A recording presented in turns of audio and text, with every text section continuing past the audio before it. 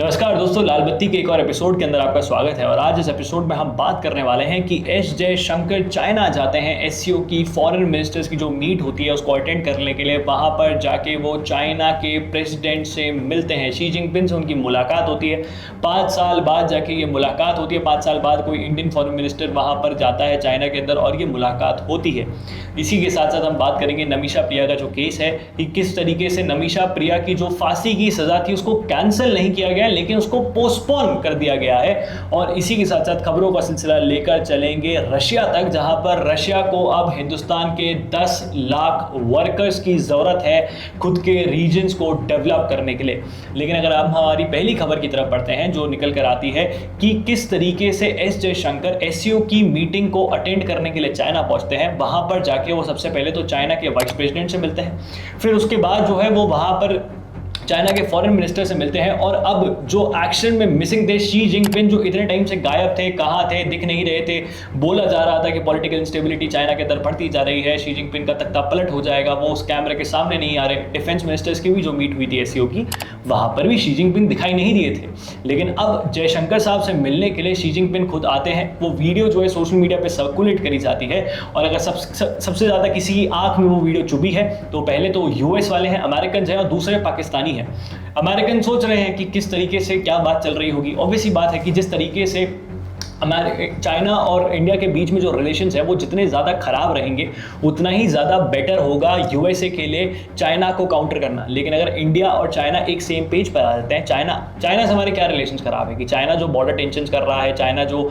अपने आप को एक्सपैंड करना चाहता है, हिंदुस्तान की ज़मीन लेना चाहता है, वही तो एक इशू है चाइना से, और कोई तो हमारा इशू चाइना से है नहीं। तो जो ये इशू है चाइना से ज़मीन वाला, अगर ये विवाद जो है सॉर्ट हो जाता है, चाइनीज़ एक टेबल पर आ जाते हैं, बॉर्डर्स को ढंग से मार्क कर लेते हैं, पीछे हट जाते हैं, सारी चीज़ें सॉल्व हो जाती है, तो चाइना से हमारा कोई इशू नहीं है। और जैसे ही ये इशू रिजॉल्व हो जाता है तो अमेरिका की जो फॉरेन पॉलिसी है वो एकदम से 360 फ्लिप मार लेगी, क्योंकि अमेरिकन और वेस्ट का सबसे बड़ा दुश्मन रशियंस नहीं है, चाइनीज है। रशिया तो उनकी नाक में हमेशा ही दम करता रहेगा, लेकिन जो ग्रोइंग चाइना है, जो चाइना नहीं चाहता कि वो थोड़ा बहुत आगे बढ़ जाए। चाइना को हेजेमनी चाहिए, जैसे यूएस की हेजेमनी है वैसे चाइना को हेजेमनी चाहिए कि मैं ही सबसे बड़ा होना चाहिए, मेरे से बड़ा कोई और हो ही नहीं सकता। ये जो एक विचारधारा है, ये विचारधारा लेके चाइना चल रहा है। और अभी जो एस जयशंकर जाकर शी जिनपिंग से मिले हैं, उसके मिलने का तात्पर्य दूसरा ये भी है कि एससीओ की जब मेन मीटिंग होगी जहां पर मोदी जी अगर जाते हैं चाइना, तो वो किन किन चीज़ों पर बात करेंगे। चाइनीज़ उससे पहले वापस से तो कोई प्रोपेगेंडा नैरेटिव करना शुरू ना कर दें, क्योंकि तिब्बत के ऊपर बात होना बहुत ज़रूरी है कि जहाँ पर तिब्बत, दलाई लामा को चाइना हर बार गलत गलत चीज़ें बोलता रहता है कि दलाई लामा ऐसे है वैसे है। और रिसेंटली जब अरुणाचल प्रदेश के चीफ मिनिस्टर नेपेमा खांडू ने जब ये चीज़ को बोल दिया था कि India shares border with Tibet not with China, तो चाइना के जो एम्बेसडर हैं इंडिया के अंदर वो भी बौखला गए थे, वो भी थोड़े से लाल पीले हो गए थे। उन्होंने भी बोलना शुरू कर दिया था कि आप ये सब नहीं बोल सकते, ऐसे नहीं बोल सकते। तो तिब्बत एक इशू है जिसको लेकर चाइना बहुत ज़्यादा सेंसिटिव रहता है। इसी के साथ साथ ताइवान एक बहुत बड़ा इशू है कि किस तरीके से आप ताइवान के ऊपर इंडिया किस तरीके से रिटेलिएट करता है, कि जहाँ पर यूएसए, ऑस्ट्रेलिया और जापान से और बाकी अपने इंडो पैसिफिक रीजन्स के देशों से अलाई से पूछ रहा है कि आपका क्या वॉर प्लान रहेगा जब चाइना ताइवान के ऊपर अटैक कर देता है। तो चाइना इस चीज़ को देख रहा है कि हिंदुस्तान किस तरीके से रिटेलिएट कर रहा है। दूसरा ट्रेड भी तो चाइना को इंडिया के साथ करना है, बॉर्डर एग्रेशन भी दिखाना है, वैसे टेररिस्ट को भी उनको फंडिंग देनी है, पाकिस्तान को भी पैसा पहुंचाना है, सब चीज़ें करनी है, लेकिन ट्रेड बना रहना चाहिए इंडिया के साथ, उनका ट्रेड हैम्पर नहीं होना चाहिए। तो चाइना को ये डर भी है कि कहीं इंडिया एक मैन्युफैक्चरिंग हब ना बन जाए, जो टाइटल चाइना के पास था वो शिफ्ट होकर कहीं इंडिया के पास ना आ जाए, क्योंकि चाइना की जो बढ़ती दूरियाँ हैं वेस्ट के प्रति वो बढ़ती ही जा रही हैं, वो कोई कम ही नहीं हो रही। और जो सबसे मेन चीज़ है जिस पे बात होगी जो मुझे लगता है कि जयशंकर साहब ज़रूर बोल कर आएंगे, वैसे तो क्या बात होती है क्या नहीं होती है तो मीडिया रिपोर्ट के अंदर थोड़ा बहुत निकल कर सामने आ जाता है, प्रॉपर चीज़ तो कभी किसी को पता नहीं चलती है। लेकिन जहाँ तक मुझे लगता है कि पाकिस्तान और उसके टेररिज्म के ऊपर ज़रूर बात होगी। हिंदुस्तान इस चीज़ को बोलेगा कि आप जो पाकिस्तान को सपोर्ट कर रहे हैं टेररिज्म के मामले में वो बिल्कुल गलत है। इंडिया की एक फिलॉसफी है, always forgive but never forget. India will never forget what China has done during the Pahalgam terrorist attack जो पाकिस्तान ने हिंदुस्तान में किया था। जिस तरीके से चाइना की पूरी मीडिया लॉबी, जो वेस्ट के अंदर वेस्टर्न मीडिया आउटलेट्स के अंदर चाइनीज़ बैठे हुए हैं, जो चाइना की गवर्नमेंट से पैसा खाते हैं और वहाँ पर जाके चाइनीज़ प्रोपेगेंडा के आर्टिकल्स छापते हैं, उन्होंने पहलगाम के टाइम पर पाकिस्तान का नैरेटिव पुश करने की हर नाकाम कोशिश करी थी। ये चीज़ हिंदुस्तान जानता है, बहुत अच्छे से पहचानता है कि चाइना इस चीज़ को काउंटर करना चाहता है। चाइना के लिए एक थ्रेट इंडिया बहुत बड़ा है और इंडिया के लिए भी मेन थ्रेट अगर कोई है तो वो चाइना ही है। तो आप इस चीज़ को देखिए कि आंखों ही आंखों में जो वार्तालाप हुई है, जिस तरीके से वो बॉडी लैंग्वेज देखी गई है, हाथ मिलाना, क्या दूरी है, किस तरीके से जयशंकर साहब चल कर जाते हैं, बैकग्राउंड में आपको सारे वीडियोस बार बार दिख रहे होंगे, वो वीडियो बार बार दिख रहा होगा। तो वो इस चीज़ को दर्शाता है, बताता है कि चाइना सबसे ज़्यादा डरा हुआ अगर किसी चीज़ में है तो वो यही है कि इंडिया लीन ना हो जाए टूवर्ड्स वेस्ट। क्योंकि अगर इंडिया एससीओ को छोड़ देता है, तो मैंने पहले भी कहा है कि अगर इंडिया एससीओ को छोड़ देता है, वो रशिया चाइना के समिट से बड़ा और कुछ नहीं हो जाएगा, वो रशिया चाइना समिट ही रह जाएगा। और फिर अगर ब्रिक्स में भी अगर हमें ज़्यादा भूमिका नहीं मिलती, ज़्यादा भागीदारी नहीं मिलती है, तो भी इस चीज़ को दर्शाया जा सकता है कि हम वेस्ट के ज़्यादा क्लोज हैं। और अगर हम वेस्ट के ज़्यादा क्लोज आते हैं तो वो चाइना के लिए बहुत ज़्यादा काउंटरेबल है। और थोड़ी बहुत बातचीत तो पुतिन की तरफ से भी आई होगी, बोला गया होगा कि भाई मिलिए, बैठिए, बात करिए, क्योंकि रशिया के लिए बहुत ज़्यादा इंपॉर्टेंट है कि इंडिया और चाइना एक सेम पेज पर है, सेम लेवल पर है। अगर आपस में लड़ते रहेंगे तो रशिया के लिए बहुत ज़्यादा मुश्किलें हो जाती हैं, वेस्ट को काउंटर कर पाना, वेस्ट के नैरेटिव को रोक पाना। लेकिन अगर आज हमारी दूसरी खबर की तरफ बढ़ते हैं तो वो ये है कि नमिशा प्रिया को जो फांसी की सज़ा दी जा रही थी 16 जून को, आज 15 जुलाई है, 16 जुलाई को वो सज़ा दी जा रही थी, आज 15 जुलाई है, तो उनकी जो फांसी की सज़ा है वो टाल दी गई है, कैंसिल नहीं हुई है, पोस्टपोन कर दी गई है कि अब शायद आगे को और कोई सुनवाई होगी। क्या है बैकडोर डिप्लोमेसी से क्या सब चीज़ें निकल कर आई है, उसका नतीजा यही है कि अभी 16 जुलाई को तो फांसी नहीं मिल रही है। तो एक राहत की सांस नमिशा प्रिया का परिवार और बाकी हिंदुस्तानी जो ये दुआ कर रहे थे कि जो नमिशा प्रिया के साथ हुआ है वो बिल्कुल गलत है। अब पूरी कहानी क्या है अगर आपको नहीं पता है तो मैं आपको बता देता हूं कि असल में नमिशा प्रिया की कहानी शुरू होती है 2008 से। 2008 के अंदर क्या होता है, असल में जो साउथ इंडिया है हमारा, वहाँ का जो केरला वाला रीजन है, वहाँ पर बहुत सी महिलाएं ऐसी होती हैं जो मेडिकल प्रैक्टिसेस करने के लिए मिडिल ईस्ट की कंट्री में जाती हैं, नर्स, डॉक्टर और भी जो बाकी मेडिकल प्रैक्टिसेस होती हैं उसको करने के लिए मिडिल ईस्ट में जाती हैं। उनमें से ही एक लड़की नमिशा प्रिया थी, वो 2008 के अंदर यमन जाती है अपनी मेडिकल प्रैक्टिसेस को कंटिन्यू करने के लिए एज अ नर्स।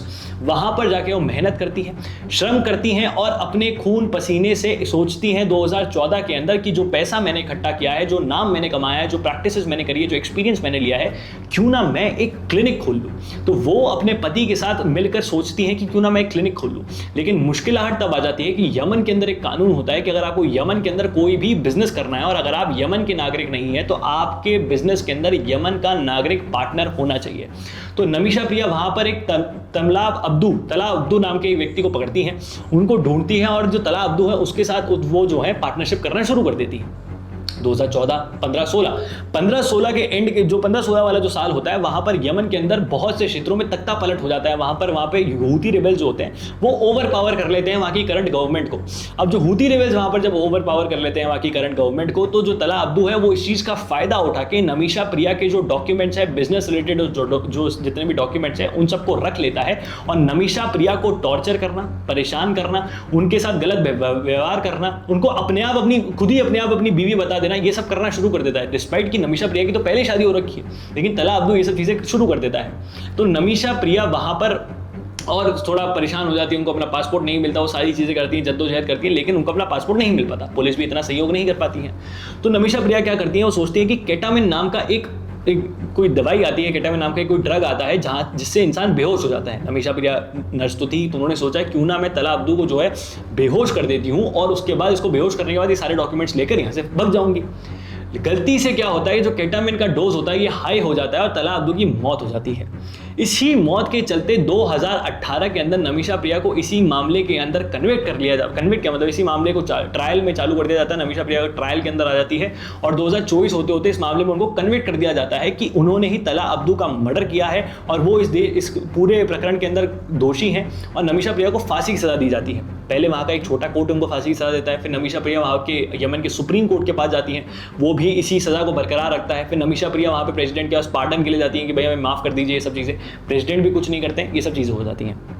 फिर जैसे ही ये केस वहाँ पर निकलता है और ये जब आंख पकड़ता है 2024 के अंदर, तो वहाँ पर ये सब चीज़ें निकल कर आती हैं, हिंदुस्तान में बात होना शुरू हो जाती है कि क्या नमिशा प्रिया बच पाएंगी, क्या होगा क्या नहीं होगा। तब इंडिया के बहुत से एडवोकेट्स, इंडियन गवर्नमेंट वहाँ पर जाके यमन की सरकार से बात करना शुरू करती है। इंडियन गवर्नमेंट कहती है कि आप नमिशा प्रिया को फांसी की सज़ा छोड़ के कोई भी सज़ा दे दीजिए, नमिशा प्रिया उसको भुगतने के लिए तैयार है और जो सज़ा आप देंगे वो नमिशा प्रिया यमन में नहीं हिंदुस्तान में भुगतेंगी। सारी चीज़ें बात चल रही होती हैं। इसके अंदर एक ब्लड मनी का कॉन्सेप्ट भी आता है। ब्लड मनी क्या होता है, यमन के और मिडिल ईस्ट के कुछ देशों के अंदर ये चीज़ होती है कि अगर आप किसी व्यक्ति का मर्डर कर देते हैं, उसका खून कर देते हैं, तो उसका परिवार आपसे जितना पैसा डिमांड करता है उस व्यक्ति के खून के बदले आपको वो पैसा उनको देना पड़ेगा और वो केस सॉल्व हो जाता है। नमीशा प्रिया की मां यहां से वो पैसा इकट्ठा करके जैसे तैसे यमन पहुंचती है। पहले तो उनका परिवार, तला अब्दू का परिवार कहता है कि हम पैसा ले लेंगे, ब्लड मनी ले लेंगे, बहुत ऊंची रकम बोलते हैं, लेकिन बाद में वो चीज लेने से भी मना कर देता है, मुकर जाता है। इतनी सारी मुश्किलात आने के बाद नमीशा प्रिया का केस जो है चलता रहता है। फिर एक तारीख तय कर दी जाती है कि 16 जुलाई को नमीशा प्रिया को इसी केस के अंदर फांसी की सजा होगी और फांसी की सजा आज 15 जुलाई को टाल दी जाती है। पता नहीं कब तक टली है, क्या हुआ है, लेकिन खबर यह है कि वो फांसी की सजा टल चुकी है। अब कहा जा रहा है कि इसके अंदर यमन के कुछ बहुत ही रिहायशी लोग हैं और जो भारतीय मूल के भी हैं, यमन मूल के भी हैं, उनकी सहायता ली गई है। केरला के एक सुन्नी सेक्ट के, मुस्लिम जो एक सुन्नी सेक्ट होता है, वहाँ के बहुत बड़े अबू बकर नाम के कोई बहुत बड़े मौलाना है, बहुत बड़े उनके धर्मगुरु हैं, उनकी इसमें मदद ली गई है। उनको बोला गया है कि उनकी भी एक यमन के अंदर थोड़ी बहुत फैन फॉलोइंग है, वो सब चीज़ें, तो उनकी भी थोड़ी सहायता ली गई। तो बहुत सारी मीडिया रिपोर्ट्स बहुत कुछ क्लेम कर रही हैं। भारतीय सरकार ने अभी आज सच इतना कुछ क्लेम आउट नहीं किया है। सीधा सा पॉइंट ये कि नमीशा प्रिया की फांसी रोक दी गई है। और नमीशा प्रिया, अगर मैंने आपको एक प्रकरण बताया, कहानी बताई, अब आप खुद सोचिए कि क्या इस कहानी के अंदर नमीशा प्रिया की कोई गलती है? अगर नमीशा प्रिया को अपने हाथ में कानून लेना भी पड़ रहा है, उनको बेहोश भी करना पड़ रहा है, तो उनका इंटेंशन उनको मारना नहीं था। उनका इंटेंशन तो नॉर्मल सा था कि भाई मेरे को तो मेरे पासपोर्ट दे दो, मेरे को मेरे डॉक्यूमेंट्स दे दो। वो सामने वाला व्यक्ति देख ही नहीं रहा है, उसके ऊपर पहले से भी क्रिमिनल चार्जेस हैं, वो जेल रह के आ चुका है, ये सब चीज़ें हैं, तब भी यमन के उस कोर्ट को ये सब चीज़ें नहीं दिखी और उन्होंने नमीशा प्रिया को इस मामले में कन्विक्ट दोहरा दिया। लेकिन खुशखबरी की बात यह है कि नमीशा प्रिया की अभी जो है फांसी की सजा टल गई है। कब तक टली है, क्या टली है, वो अभी तक तो टल गई है। और जो भी इस पर तमाम अपडेट्स होंगी वो हम इस चैनल पे आपके लिए लेकर आते रहेंगे। आप तब तक इस चैनल को सब्सक्राइब कर लीजिए अगर आपको ऐसे ही वीडियोस जो मैं लेकर आता हूँ ये पसंद आते हैं तो। अगर आज की हमारी तीसरी खबर और आखिरी खबर की तरफ बढ़ते हैं तो वो रशिया से आ रही है, जहां पे रशिया अब इजराइल के बाद वो एक देश बन जाएगा जहां पे रशिया को हिंदुस्तान के 10 लाख वर्कर्स चाहिए होंगे। जी हाँ, 10 लाख वर्कर्स की डिमांड जो है रशिया कर रहा है, क्योंकि रशिया को अपने बहुत से रीजन्स के अंदर वर्कर्स की जो शॉर्टेज है उसको ओवरकम करना है। उनको वर्कर्स की ज़रूरत है क्योंकि वहाँ पर वो जो है डेवलपमेंट करना चाहते हैं। लेकिन फिर मैं शुरुआत हमने खबर किस चीज़ से करी थी कि वेस्ट गुस्सा हो जाएगा, चाइना से हम क्लोज जा रहे हैं, चाइना के हम शी जिनपिंग से मिल रहे हैं, जबकि ऐसा हमारा कोई मोटिव नहीं होंगे क्लोज जाने का। हमारा नेशनल इंटरेस्ट हम उसे पूरा करना चाहते हैं। अब इसी चीज़ में वेस्ट भी नाराज़ हो जाएगा। क्यों? देखिए, रशिया के पास अगर 10 लाख इंडियन वर्कर्स जाते हैं तो हमें एक प्रॉपर नया गेटवे सिस्टम सेटअप करना पड़ेगा, क्योंकि जो मेन गेटवे सिस्टम जिससे पूरी दुनिया चल रही है स्विफ्ट, वो तो यूएसए का है, वेस्ट का है, तो वो तो उन्होंने रशिया से वहां पर उनको ब्लॉक कर रहा है, रशिया उसको इस्तेमाल नहीं कर सकता।